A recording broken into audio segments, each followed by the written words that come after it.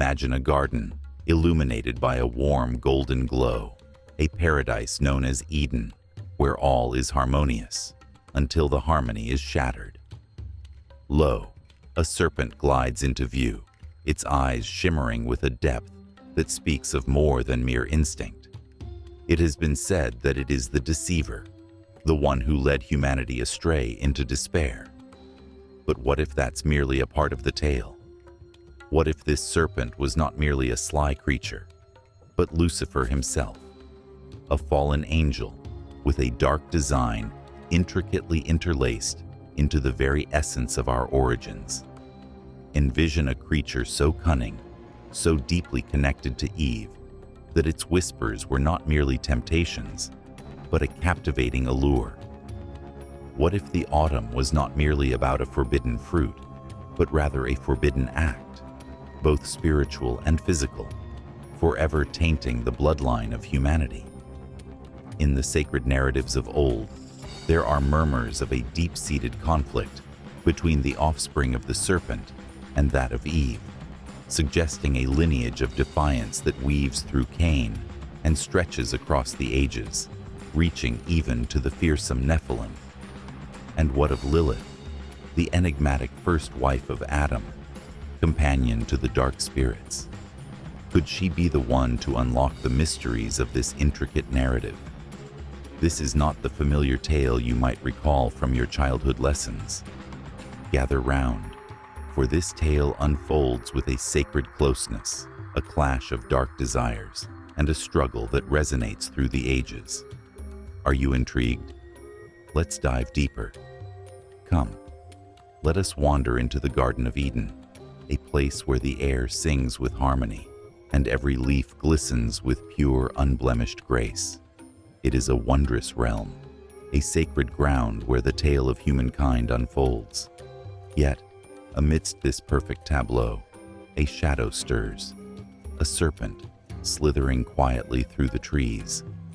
Surely this tale has reached your ears before, has it not? The cunning being that spoke to Eve, enticing her with the allure of the forbidden fruit. In the annals of tradition, he is known as the deceiver, the adversary who led humanity into its initial fall. But what if that's not the complete tale? What if we have been perceiving this serpent with a perspective that is too limited, too simplistic? What if it wasn't merely a tempter sent to test our resolve, but Lucifer himself, the morning star, the fallen angel, entering the garden with a purpose far more sinister, far more personal than we have ever dared to envision? Contemplate this, if you will. Lucifer, once the brightest among God's creations, fell from grace in a fiery act of defiance. His pride, his defiance, his beauty, all woven into a tapestry of darkness. Could this serpent hold a significance beyond mere manipulation in a grand design? Could it be the master of our downfall, not merely guiding us towards transgression, but intricately entwining himself in our narrative in a manner that transforms all? In the sacred text, he is described as cunning, yet the Hebrew term, arum, suggests a profound meaning beneath the surface. It's more than mere cleverness. It is a cunning insight, a deep understanding, as if this serpent grasped Eve's essence in a way that transcended the ordinary realm of creatures. Was there a bond, a deeper understanding, something that transcended mere words?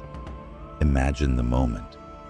Eve finds herself beneath the tree, where the fruit sparkles in the sunlight, its alluring promise of wisdom, calling to her very essence. The serpent does not merely glide forth to converse. It observes her intently, pondering her every move. Its voice, rich and purposeful, weaves through the quietude. This moment is not by chance.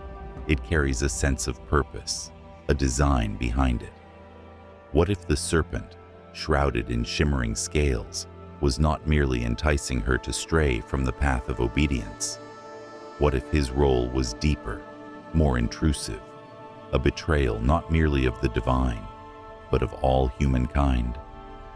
Some ancient voices whisper that he did not simply present fruit. They speak in hushed tones of allure, of a moment that intertwined the sacred and the earthly, sowing a seed, be it tangible or not, that would echo through the ages. This is not the serpent from the tales of your youth. Behold, this is a creature graced with a visage, a title, and a tale woven through time.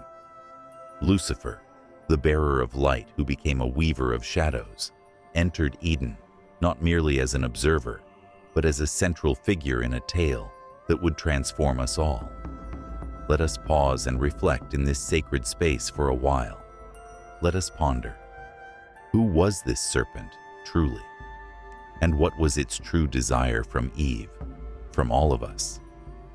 The answer could reveal profound truths that challenge our understanding of the autumn.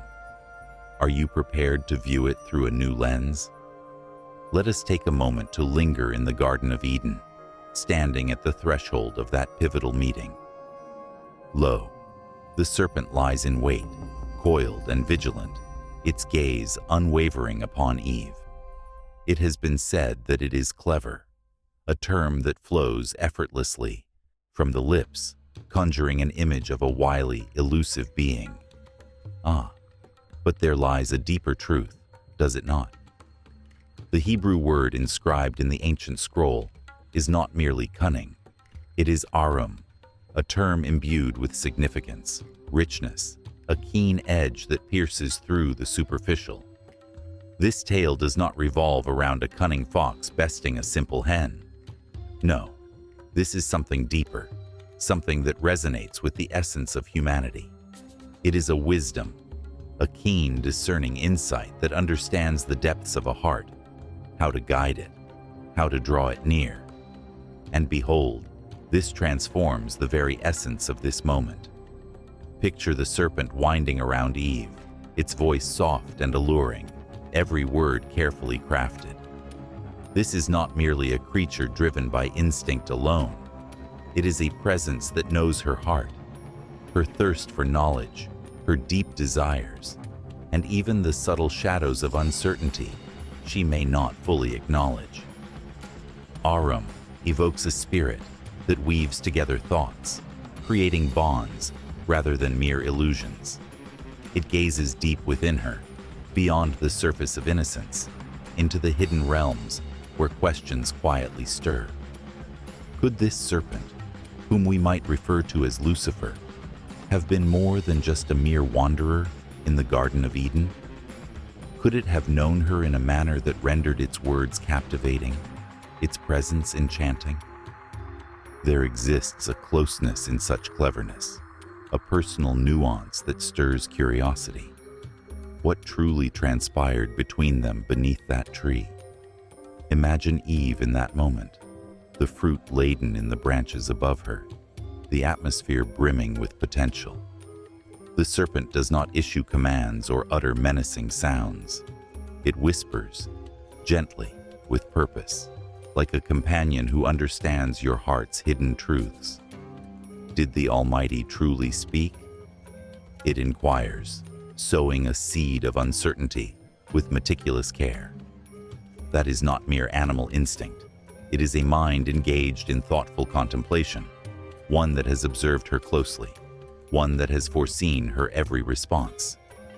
Arum suggests a connection, a tie, albeit shadowy, between the serpent and Eve. Was it merely a tempter, or perhaps something more intimate, something that intertwined the roles of foe and friend? Now take a moment to reflect. If this serpent possessed such cunning, what implications does that hold for us? It is a tale of a misstep that led to unforeseen consequences. It is a clash of intentions, hers, and a presence so cunning it could dismantle bliss with a mere breath. This was not a mere happenstance. It held deep significance. The serpent sought not merely Eve's downfall, but her willing embrace, inviting her to walk in its shadow. Let us pause and reflect in this moment. Let us ponder. To what depths did this bond extend? To what extent was Eve's choice her own, and how much was influenced by a mind that understood her deeply? The answer could very well alter the very foundation of our beliefs. Are you prepared to delve deeper? Let us journey back to the garden, to that significant moment beneath the sacred tree. The serpent slithers forth, its voice weaving through the air like a whispering mist, and Eve stands attentive, her ears tuned to its call. Once upon a time, a serpent approached her, whispering sweet temptations, presenting the fruit, and she took a bite. Clear and straightforward, isn't it? But what if the truth was more intricate than it appears? What if the serpent's role was not merely a gentle push towards disobedience, but rather something far more alluring, far more perilous? Some ancient texts, echoes from the margins of holy writings, courageously imply that this tale transcended a mere bite of fruit. They present a tale of daring, one that stirs the very depths of your being.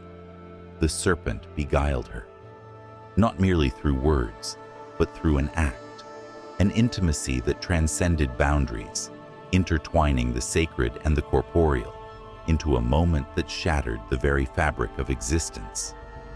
Envision this scene. In the stillness of the garden, where the leaves whisper gently, Eve finds herself in the presence of this creature, this being that transcends the ordinary snake. Its eyes glimmer with a light, a wisdom, a draw that she struggles to define. Behold, the fruit dangles before us, yet ponder this. Could it be more than merely a treasure to be gathered? What if the serpent, perhaps the very embodiment of temptation, did not merely offer her knowledge, but beckoned her into a profound and alluring mystery, a bond, a sacred union, born of the divine, yet marred by the shadows of defiance? Isn't it astonishing, this thought that takes hold of you?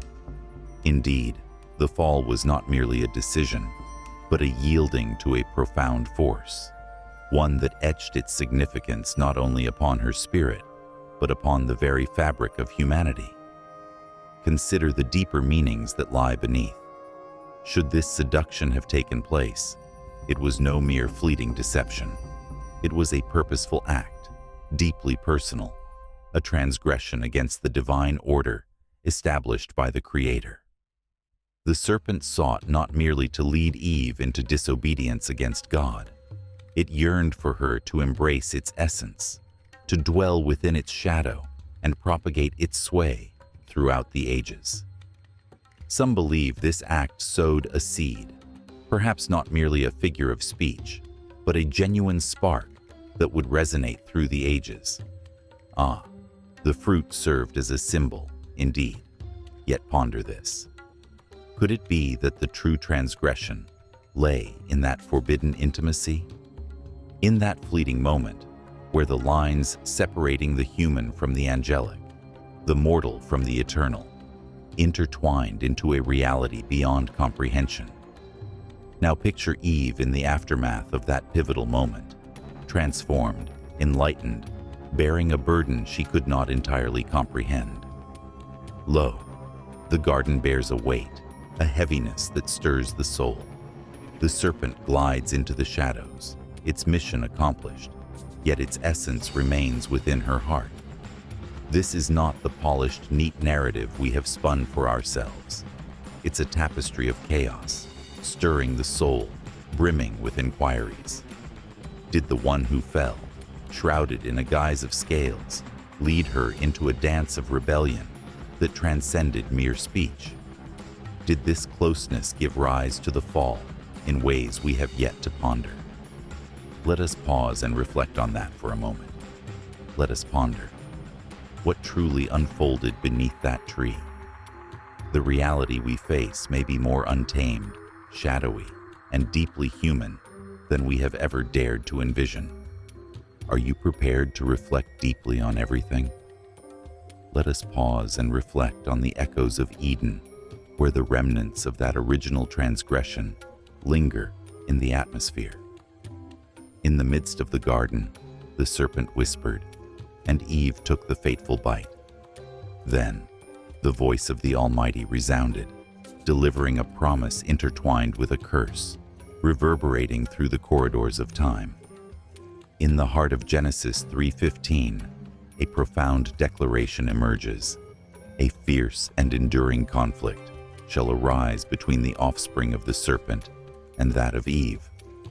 It's a passage we've glanced at, acknowledged with a nod, and tucked away as mere poetry or prophecy. But what if there is a deeper meaning?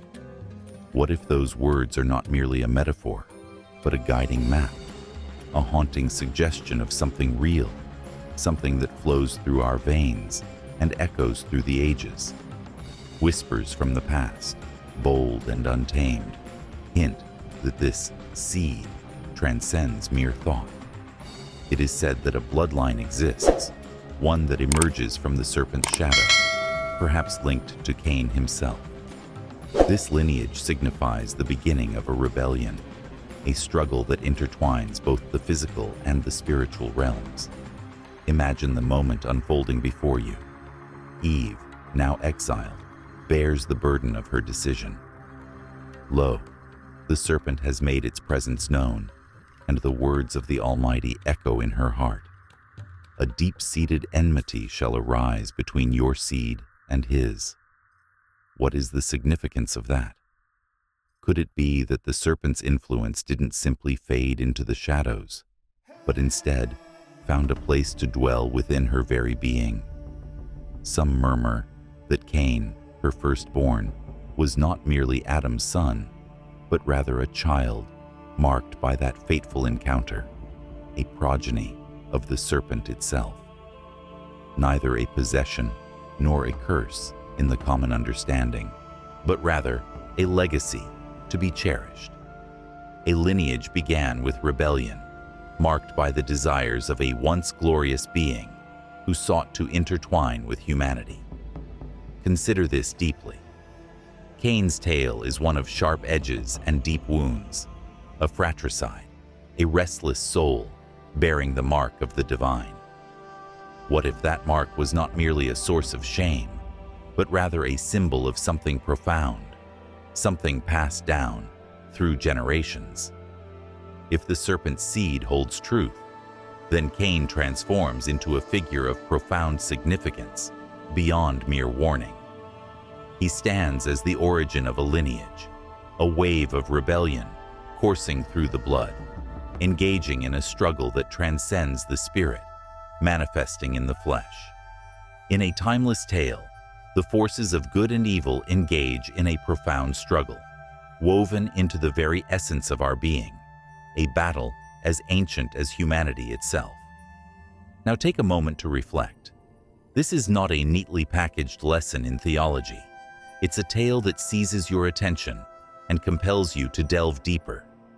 Should the serpent have sown a seed, one that is real and palpable, then the fall of Eden was not merely a singular misstep.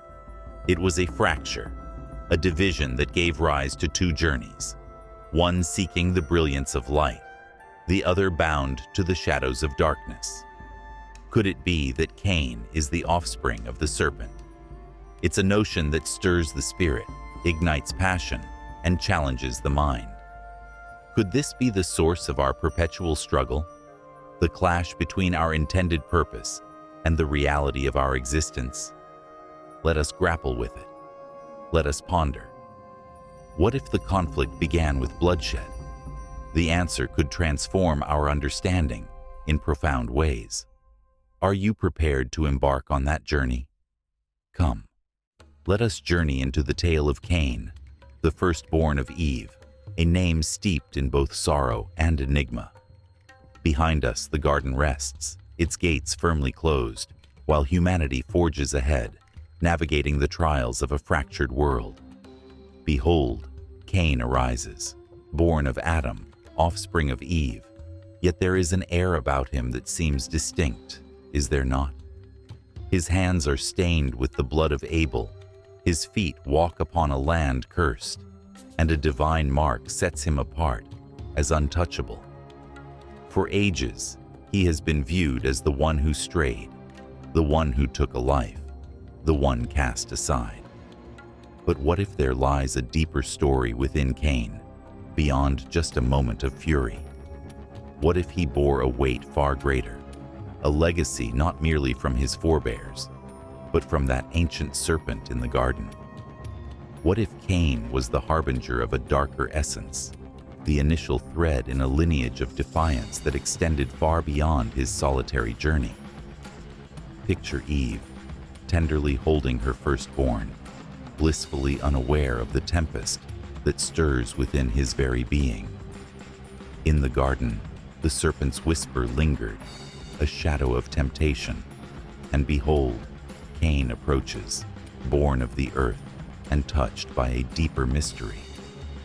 Some would venture to proclaim that he was not merely the heir of Adam, but rather a vessel embodying the defiance of the fallen angel.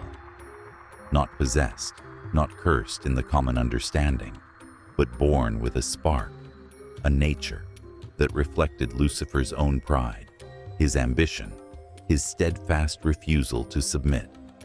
When he lifted that stone against Abel, was it merely jealousy, or was there something primal awakening within him? A rebellion older than the fields he tilled, a whisper of the serpent's voice saying, "Take what's yours." Imagine Cain, wandering in the aftermath, cast out yet breathing, bearing the mark of divine compassion. Was that mark merely a shield, or did it signify something deeper? A sign that he bore a heritage, a lineage fated to contend with the virtuous offspring of Eve. If the shadow of Lucifer touched Cain, then the struggle between light and darkness transcends mere stories of celestial beings clashing in the skies. It is found within the earth, in the very heartbeat of humanity. Cain emerges as the father of not merely a household, but a lineage marked by that initial transgression, a shadowy thread intertwining through the ages, perpetually contesting the light at each juncture. Now, envision a grander vision. If Cain carried the essence of Lucifer, this is not merely a spiritual battle. It is rooted in our very biology, a primal conflict etched into our very being. Could it be that every act of defiance, every grasp for power, finds its roots in that first son, that initial seed? Ah, how the tale unfolds beneath your very steps, does it not? Cain stands not merely as a villain in a tale of morality. He serves as a mirror, revealing the inner conflict we all experience, the tension between submission and rebellion. Now, let us gather and reflect on this together. Let us ponder. Was Cain the beginning of a greater tale, one that continues to influence our lives today? The stakes seem to rise ever more dramatically now. Are you prepared to uncover the path of this lineage? Let us turn our gaze a bit deeper and explore a mystery that predates Eve, a glimpse into the figure of Lilith. In the sacred echoes of ancient wisdom, she emerges, not as a mere detail, but as a presence shrouded in courage and enigma. In the beginning, there was Lilith, said to be Adam's first wife, formed from the very same earth, a true equal in her creation. Yet she was unlike any other. She stood firm, unyielding in her resolve, and departed from Eden, forsaking the bliss of paradise for a journey into the untamed and shadowy unknown. What if her tale continues beyond that point? What if Lilith did not simply fade into the shadows, but transformed into something greater, a companion of demons, a beloved of Lucifer himself? And what if she came back, not as a woman, but as the serpent, gliding into the garden to weave chaos anew? Picture her standing there, outside the gates of Eden, her spirit soaring, her determination unwavering. The narratives depict her as a mother of turmoil, intertwined with fallen angels, and perhaps even the morning star, Lucifer. In a union shrouded in darkness and secrecy, there lay the potential for a knowledge so powerful, so perilous, that it could alter the very fabric of the world that the Creator had meticulously crafted. Now, envision her remarkable change. Scales take the place of skin, eyes shimmer with a knowing flame, and she moves towards Eve, not as an unfamiliar figure, but as a shadow driven by intent. Could it be that she was the serpent from the very beginning? Some believe that Lilith, driven by her defiance and her connection to Lucifer, ventured into Eden to entice Eve, not merely with fruit, but with murmurs of strength, of hidden truths shared by her heavenly companion. Consider that sacred moment beneath the tree. In a garden of wonder, Eve, with her heart open and her spirit unshielded, encounters a serpent. Could it be Lilith? Its words weave a tapestry of closeness, offering a wisdom that dances on the edge of the known and the mysterious. "Take it," she hisses. "Know what I know." If Lilith was the serpent, this was no mere temptation. It was a deliberate act, a sacred transfer of wisdom. She had experienced the thrill of defiance, embraced the one cast aside by the heavens, and now she extended to Eve a similar choice, a legacy shrouded in temptation. Some propose that this act planted a seed, a bloodline emerging from her union with the fallen one, coursing through Eve into the world, a lineage of rebellion, fierce and unrestrained, spanning the ages. Embrace the journey that lies ahead. In a twist of fate, Lilith takes on the guise of the serpent, reshaping the narrative in unexpected ways. She is not merely a tale whispered in the shadows. She embodies the flame that ignited the descent, a connection between Lucifer's heavenly insurrection and humanity's earthly misstep.